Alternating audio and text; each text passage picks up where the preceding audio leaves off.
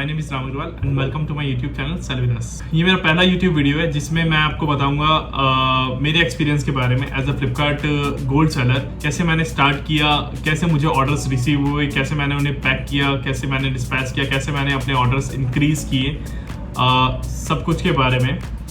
तो as a seller मैंने फ्लिपकार्ट पे दिसंबर 2017 में अपना पहला सेलर्स अकाउंट रजिस्टर किया था। रजिस्टर करने के बाद मुझे कोई ऑर्डर्स रिसीव नहीं हुए काफ़ी दिन तक। मुझे पहला जो ऑर्डर रिसीव हुआ वो था 21 जनवरी 2018 को।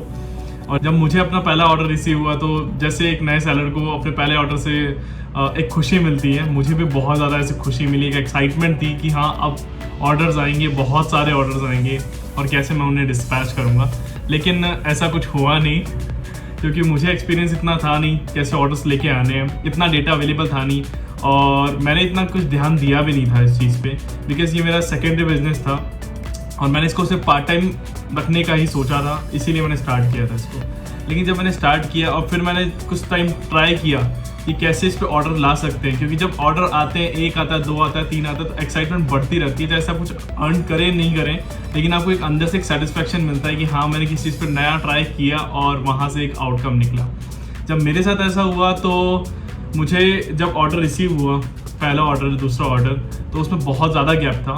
लेकिन एक स्पेसिफिक टाइम पीरियड के बाद जब मैंने कैलकुलेशन पार्ट किया अपना थोड़ा सा, तो मुझे लगा कि मैंने कुछ अर्न ही नहीं किया, बिकॉज जितना मैंने डिस्पैच किया उतना रिटर्न आ गया और रिटर्न में लॉसेस होते हैं, बहुत सारी चीज़ें होती है। इस चीज़ को मैंने कंसिडर ही नहीं किया था। अगर मैं अब की बात करूं, अब अप्रॉक्सीमेटली 5 साल बाद, अभी सितंबर 2022 है, तो जब मैं रिकॉर्ड कर रहा हूँ इस वीडियो को एक्चुअली, तो सितंबर 22 में मेरे पास अभी टोटल 4 फर्म्स हैं, 4 डिफरेंट नेम में। मेरा जो पहला फ्लिपकार्ट सेलर्स अकाउंट है जो मैंने 2017 में रजिस्टर किया था, उसका नाम है यूफिट, जिसमें मैंने एथनिक वेयर सेल करना चालू किया था और अभी तक वैसे मैं एथनिक वेयर इसमें सेल कर रहा हूँ। उसके बाद में मैंने 2019 में एक अकाउंट रजिस्टर किया रैमजीज के नाम से, जिसमें भी मैंने सेम कैटेगरी में डील करना चालू किया। और लास्ट ईयर 2021 में मैंने 2 फर्म्स ओपन किए एक साथ, एक फर्स्ट कवर, एक जिनानी, जिसमें मैं मोबाइल स्किन्स या स्टिकर्स का मैंने बिजनेस स्टार्ट किया था।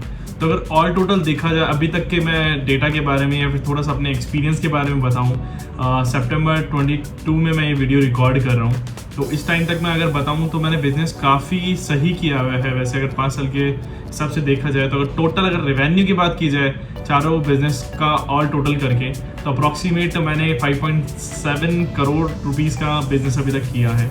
एक्चुअली ये नंबर अगर देखा जाए तो बहुत बड़ा लगेगा, जो कि है भी, लेकिन अगर आप अर्निंग की बात की जाए तो इतनी ज़्यादा अर्निंग होती नहीं है। अर्निंग होती है 7 to 8%, जो कि बहुत कम नहीं है। लेकिन अगर आप एक बेसिक सा जॉब करेंगे तो शायद उससे तो बहुत अच्छी आप अर्न कर सकते हो और खुद के बिजनेस में आपकी खुद की ग्रोथ होती है, बहुत सारी चीज़ें सीखने को मिलती है। अगर मेरा खुद का पर्सनल एक्सपीरियंस अगर देखा जाए तो मैंने एज अ पार्ट टाइम इसको चालू किया था। मुझे उससे पहले बिल्कुल कोई आइडिया नहीं था कि मुझे इसमें इंटरेस्ट आने वाला है या फिर मैं बहुत अच्छा इसमें कुछ करूँगा या फिर इसी लाइन में मुझे आगे जाना है। लेकिन टाइम के साथ साथ मुझे रियलाइज़ हुआ कि मुझे इस चीज़ में मज़ा आने लगा। जैसे जैसे ऑर्डर्स बढ़ते हैं तो एक एक्साइटमेंट बढ़ती है, ऑर्डर्स कम होते हैं तो एक थोड़ी सी एक टेंशन वाला पार्ट होता है कि क्यों ऐसे वर्कआउट नहीं कर रही चीज़ें, कुछ नई चीज़ अपन ट्राई करते हैं, कुछ नई स्ट्रैटेजीज अपन बनाते हैं। तो मेरा एक्सपीरियंस काफ़ी अच्छा था। जैसा अगर देखा जाए तो मेरी जो टोटल 4 फर्म्स है, 4 फर्म्स में से मेरी 2 गोल्ड फर्म्स हैं जो कि मैंने सबसे पहले स्टार्ट की थी। एक एथनिक वेयर में यूफिट और एक मैंने जो रैमजीज 2019 में स्टार्ट की थी। ये दोनों मेरी गोल्ड में है फर्म्स। एक मैंने जो फर्म लास्ट ईयर स्टार्ट की थी 2021 में, वो अभी सिल्वर में है। ऑल दो उसकी सेल्स और बाकी डेटा के हिसाब से देखा जाए तो वो शायद अभी डायमंड में होती, क्योंकि उसका परफॉर्मेंस बहुत अच्छा था लास्ट 1 साल में। लेकिन कुछ रीजंस की वजह से, लाइक कुछ कस्टमर एक्सपीरियंसेस, कुछ सर्विस क्वालिटी, कुछ रीजंस की वजह से वो फर्म जो है वो अभी सिल्वर में ही है। और साथ ही में एक और जो फर्म मैंने ओपन की थी जिनानी ट्रेडिंग के नाम से, वो फर्म अभी ब्रॉन्ज में है। तो ऑल टोटल चारों का मिला के देखें तो बिजनेस काफ़ी अच्छा था। अगर आप कोई बिजनेस देख रहे हैं या फिर देख रहे हैं कि कुछ भी स्टार्ट करने का या फिर कोई लाइन चूज़ नहीं कर पा रहे हैं, तो आप as a online seller start कर सकते हैं, या फिर हो सकता है आप ऑलरेडी स्टार्ट कर चुके हो, बिकॉज बहुत सारे सेलर रोज़ाना रजिस्टर करते हैं। बहुत लोग बहुत सक्सेसफुल भी हो जाते हैं एज अ सेलर, और बहुत लोग कुछ टाइम ट्राई करके 1 महीना, 2 महीना, 3 महीना ट्राई करके फिर गिव अप कर देते हैं और बंद कर देते हैं काम। क्योंकि इतना डेटा अवेलेबल होता नहीं है। यूट्यूब पे बहुत सारे वीडियोस हैं, मैं ऐसा नहीं कहूँगा कि बहुत सारे वीडियोस नहीं है, बहुत सारे वीडियोस हैं, लेकिन ऑल डिटेल मुझे पर्सनली ऐसा फील हुआ कि किसी ने इतना डिटेल में कुछ बता नहीं रखा, या फिर बहुत सारी कमियां हैं। बहुत सारे चैनल अच्छे भी हैं लेकिन बहुत सारी कमियां भी हैं, जो जैसा मुझे अपना पर्सनल एक्सपीरियंस से लगा। तो अगर आपको लगता है कि आप एज अ सेलर बिजनेस करना चाहते हैं तो आप सब्सक्राइब कर सकते हैं मेरे चैनल को, क्योंकि अब मैं रेगुलर वीडियोस डालने का सोच रहा हूँ, क्योंकि मैं बहुत ज़्यादा फ्री हूँ इस बिज़नेस में। मैंने लिया इसको फुल टाइम है, लेकिन टाइम बहुत सारा बच जाता है खुद के लिए भी। तो मैंने स्टार्ट किया कि क्यों ना अपने एक्सपीरियंस, अपने नॉलेज को और शेयर किया जाए। तो अगर आप ऐसा कुछ प्लान कर रहे हैं एज अ फ्लिपकार्ट सेलर, या फिर ऑलरेडी आप अपना रजिस्टर कर चुके हैं या फिर बंद भी कर चुके हैं, तो उसको आप ओपन कर सकते हैं फिर से।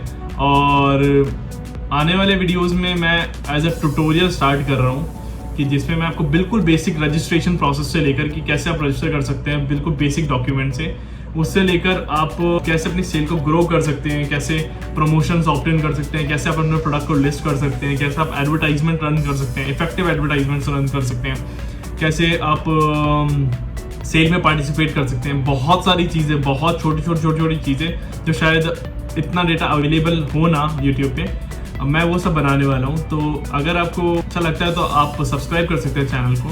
अगर आप प्लान कर रहे हैं एज अ सेलर रजिस्टर करने के लिए, तो मैं आपको बिल्कुल बताऊंगा कुछ की पॉइंट्स के बारे में जिसको आपको कंसिडर करना चाहिए। कि एक तो सबसे पहली चीज़ है कि अगर आप कुछ स्टार्ट कर रहे हैं तो थोड़ा सा पेशेंस के साथ कीजिएगा कि 1 महीना, 2 महीना, 3 महीना में शायद इतना जल्दी कोई आउटकम निकलता नहीं है, लेकिन जब निकलता है तो बहुत अच्छा एक सेटिस्फैक्ट्री होता है। और एक चीज़ पे आपको कंसिस्टेंट रहना है बेसिकली, कि हाँ ठीक है आप कुछ कर रहे हैं तो try something new every day, कुछ आपको नया ट्राई करना है रोज़ाना, और गिव अप नहीं करना है, सबसे बड़ी चीज़ है। क्योंकि लोग क्या होते हैं, लोग रजिस्टर करते हैं, बहुत सारे लोग रजिस्टर करते हैं, वो एक महीना देखते हैं, 2 महीना देखते हैं, शायद उन्होंने उतने एफर्ट्स किए भी नहीं होते हैं, और वो बहुत जल्दी जज कर लेते हैं कि नहीं यार ये अपने टाइप का बिजनेस नहीं है। तो ऐसा नहीं होता है। थोड़ा सा आप कीजिए तो थोड़ा सा पेशेंस के साथ कीजिएगा कि हाँ ठीक है मैं अपने फुल एफर्ट्स दूंगा, और उसके बाद में अगर आउटकम नहीं निकलता है तो आप बंद कर सकते हैं। क्योंकि मैं बहुत श्योर हूँ कि अगर आप किसी चीज़ से एफर्ट्स करेंगे, आप किसी चीज़ को टाइम इन्वेस्ट करेंगे इस चीज़ में, तो ऑब्वियसली कुछ ना कुछ आप सीखेंगे। दूसरी चीज़ कि इनिशियली प्रॉफिट के बारे में इतना ना सोच के, क्योंकि अपन एक बिजनेस बिल्ड करते हैं तो हो सकता है आप लोगों को कुछ टाइम तक लॉस में भी काम करना पड़े। तो इनिशियली सिर्फ प्रॉफिट के बारे में ना सोचिए, खुद की ग्रोथ के बारे में आप सोचेंगे तो मुझे लगता है पर्सनली कि जब आपका बिजनेस निकल के आएगा तो बहुत अच्छा निकल के आएगा, और जिसका बेस होगा वो बहुत स्ट्रॉन्ग बेस होगा। थर्ड चीज़ कंसिस्टेंसी बेसिकली चीज़ ये होती है कि किसी भी काम को कंटिन्यू करना। कंसिस्टेंसी बहुत इंपॉर्टेंट चीज़ है, बिकॉज आप कोई भी एक सेक्टर पकड़िए, जहाँ कोई भी एक हसल पकड़िए, आप कोई भी चीज़ कंसिस्टेंट करते हैं, रेगुलर करते हैं, तो आपको उस चीज़ के अंदर बहुत अच्छा एक रिजल्ट निकल के आता है। तो बेसिकली आपको कंसिस्टेंट रहना है कि हाँ ठीक है मुझे 1 घंटा इस चीज़ को देना है, आधा घंटा इस चीज़ को देना है, तो मतलब आपको आधा घंटा उस चीज़ में देना है। हो सकता है आपको सेकंड डे से ये लगेगा कि यार मैं लेके बैठ तो गया इस चीज़ को, लेकिन इसमें करना क्या है, कोई दिक्कत नहीं है। आप अगले दिन फिर आधा घंटा दो, उसके अगले दिन आपको फिर आधा घंटा दो, आपको ऑटोमेटिकली चीज़ें निकल के आएगी कि हाँ ठीक है यार मैं इसमें ये चीज़ करूँ तो मुझे यहाँ से एक आउटकम निकलेगा, ये चीज़ करूँ तो यहाँ से निकलेगा। तो बहुत सारी चीज़ें होगी, हो सकता है अपने को नज़र में ना आए कि हाँ अपने को अब क्या करना चाहिए क्या नहीं करना चाहिए, लेकिन जब आप करने बैठेंगे तो बहुत सारी चीज़ें निकल के आएगी। कंसिस्टेंसी बहुत इंपॉर्टेंट पार्ट है किसी भी चीज़ को लेके। तो आपको पेशेंट रहना है, आपको कंसिस्टेंट रहना है, और आपको गिव अप नहीं करना है। ये 3 अगर आप पॉइंट लेकर चलेंगे तो I am very damn sure कि आपको रिजल्ट बिल्कुल निकल के मिलेगा, आप अच्छा बिजनेस कर पाएंगे। Thanks for watching my first video, and I hope आपको ये पसंद आया होगा। अगर आपको पसंद आया तो please do like the video. Thank you.